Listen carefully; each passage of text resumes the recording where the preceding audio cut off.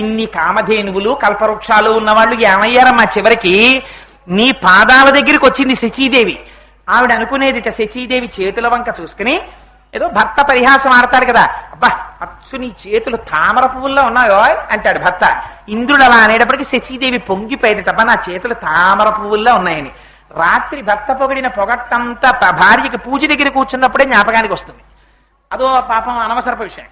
కూర్చుని తీరా చేతులు చూసేటప్పటికి రాత్రి మా ఆయన చేతులు చూసి బా తామర పువ్వుల్లా ఉన్నాయి నీ చేతులు అన్నారు అనుకుందిట శచీదేవి. అనుకునేటప్పటికి ఎదురుగుండా అమ్మవారి పాదములకున్నటువంటి తెల్లటి గోళ్లు చంద్రబింబాల్లా కనబడ్డాయితే. మీ ఆయన అంత గొప్పగా ఉండడానికి కారణం ఏమిటో తెలుసా? నా అనుగ్రహం అని చంద్రబింబల్లా కనపడేటప్పటికి తామర పువ్వులు ఏమవుతాయి? చంద్రుడు కనపడితే ముడుచుకుంటాయి. అందుకని ఏమయ్యా ఇంత శచీదేవి చేతులు అమ్మవారి పాదాలు కనబడేటప్పటికి ఇలా అయిపోయాయి. అలా అందరూ శంకరాచార్యులు వారు అమ్మ నీ పాదములకున్న గోళ్ళనబడేటటువంటి చంద్రుని యొక్క కాంతి కిరణములు తామర పువ్వుల వంటి శచీదేవి యొక్క చేతుల మీద పడేటప్పటికి సహజత్వం గనక ముడుచుకుని నీ పాదాల ముందు నిలబడిపోయాయి. అందుకని వాళ్ళైనా సరేనమ్మా నీ పాదాలు చూస్తే అలా వంచెయ్యాలి. మాకో ఆ బెంగలేదు, మేము ధైర్యంగా పిలుచుకుంటాం. ఎందుకని మాకున్నవేమిటి కష్టాలు?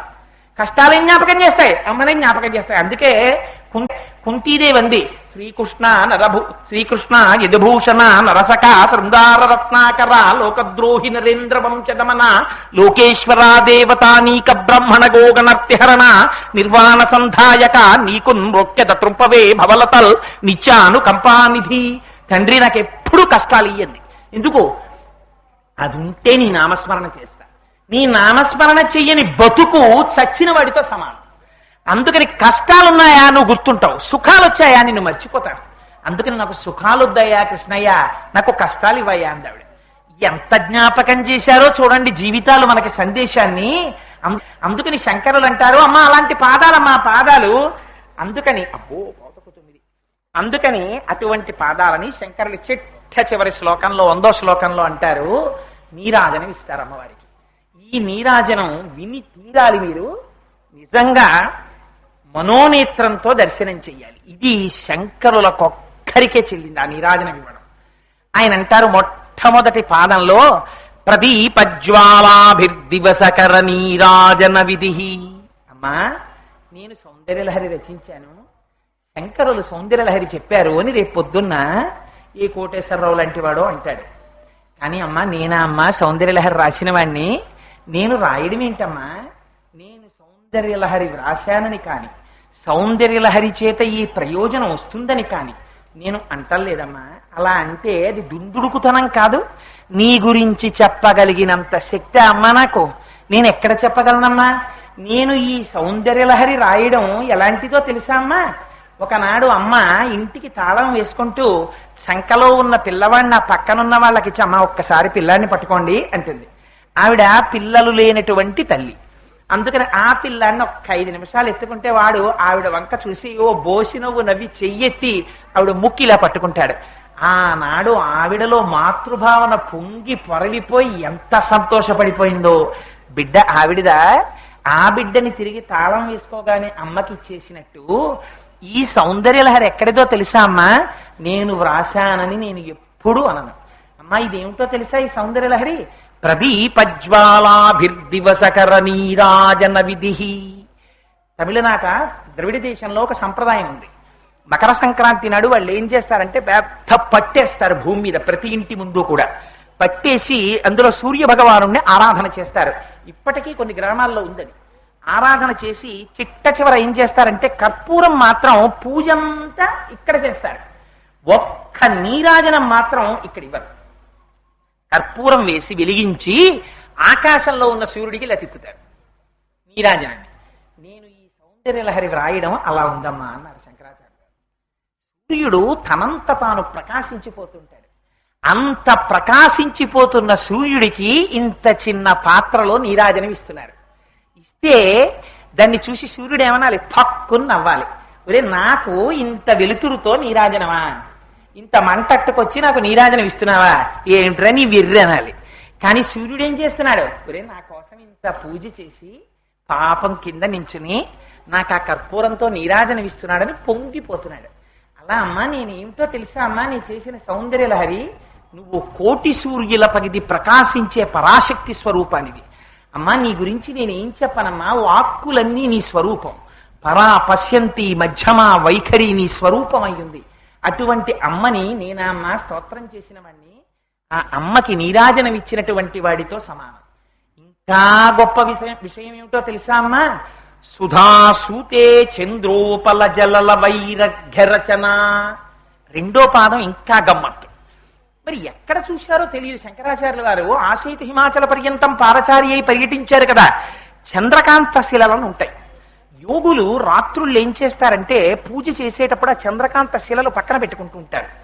పెట్టుకుంటే చంద్రుడి నుంచి కిరణాలు వచ్చి ఆ చంద్రకాంత శిలల మీద పడతాయి. ఇప్పటి రోజుల్లో ఎక్కడ లేవు అవి. సూర్యకాంత శిలలు చంద్రకాంత శిలలు ఉంటాయి.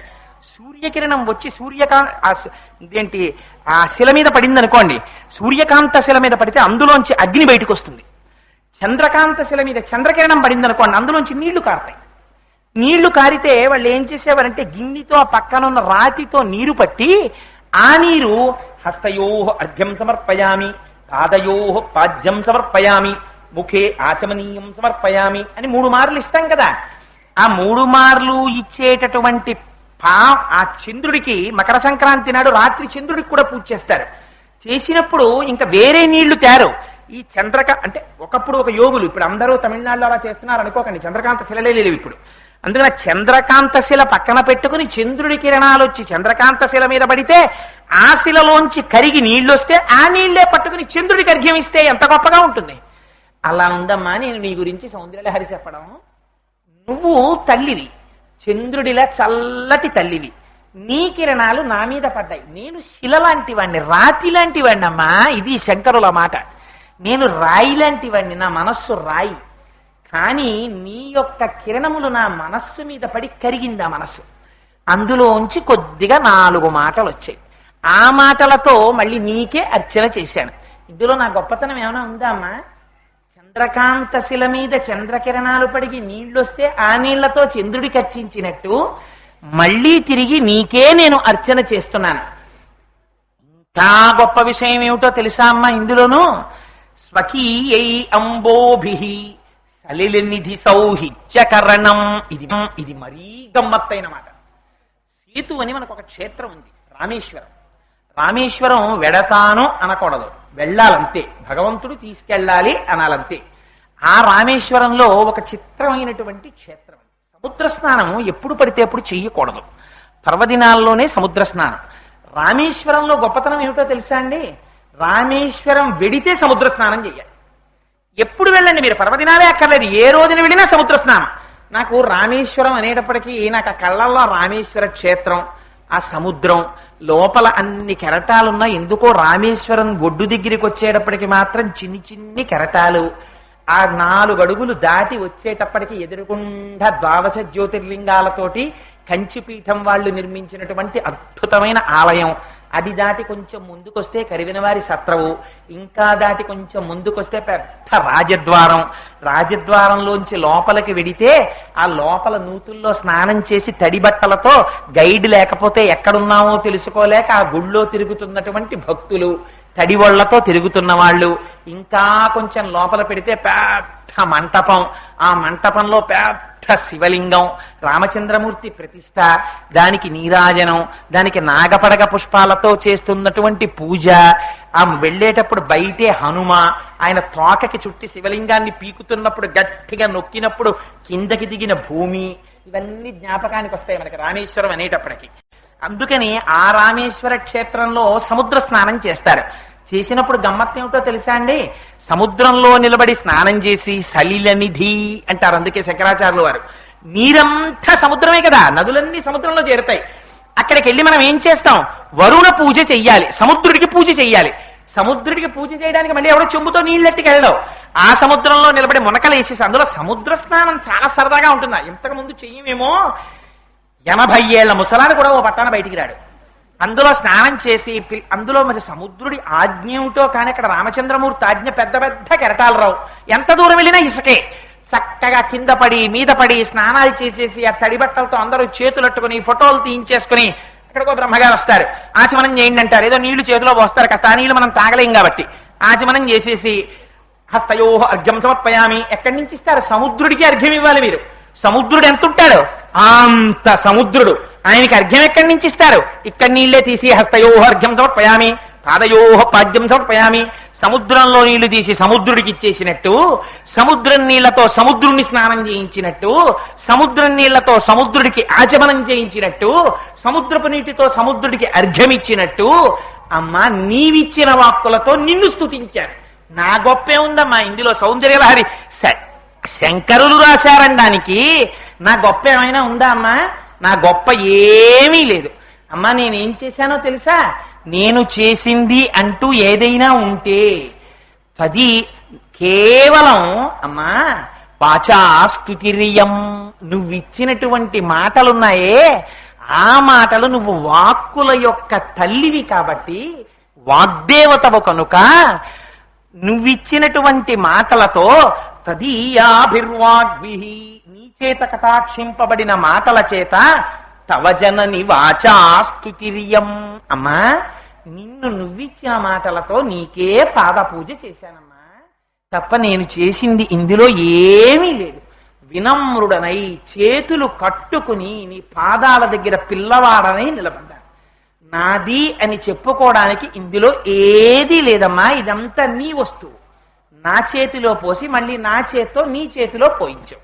చంటి పిల్లల్ని అమ్మలు ఒళ్ళో కూర్చోబెట్టుకుని వాడి చేతిలోకి తీసుకొచ్చి ఇంత కందిపప్పు పోసి నా చేతిలో పోయిన మళ్ళీ వాడి చేతితో ఇలా పోయించుకుని ఆడుకుంటే అది ఎంత సరదాగా ఉంటుందో. పిల్లల్ని టబ్బలో కూర్చోబెట్టి నీళ్లు పోస్తుంటారు.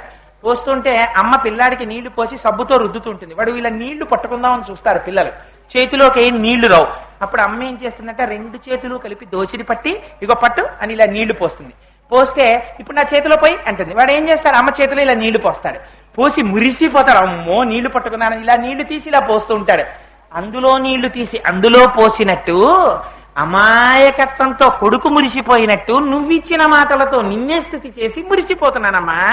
నేను నీ బిడ్డని. ఇంతకన్నా సౌందర్యలహరిలో నా పాత్ర ఏది లేదు అని చేతులు కట్టుకుని నిలబడిపోయారు శంకరాచార్య. ఇది శంకరుల వినయం అంటే. ఇప్పుడు చెప్పండి, ఇన్ని బీజాక్షరాలతో ఇంత దర్శనం చేసినటువంటి శంకరుల పేరు చెప్పుకు బతుకుతున్న వాళ్ళు 4 మాటలు చెప్పి ఇది నేను చెప్పానని ఎవడైనా అంటే వాడికి శంకరుల పేరెత్తే అర్హత వాడికి ఉన్నదా? ఏది చెప్పినా ఇది పరమేశ్వరుడు పలికించాడు తప్ప నాకు చేతనైనది కాదు, నేను చెప్పగలిగిన వాడను కాను అన్న మాట నువ్వు అనని నాడు శంకరుల పేరెత్తడానికి నీకున్న నైతిక హక్కు ఏమిటి?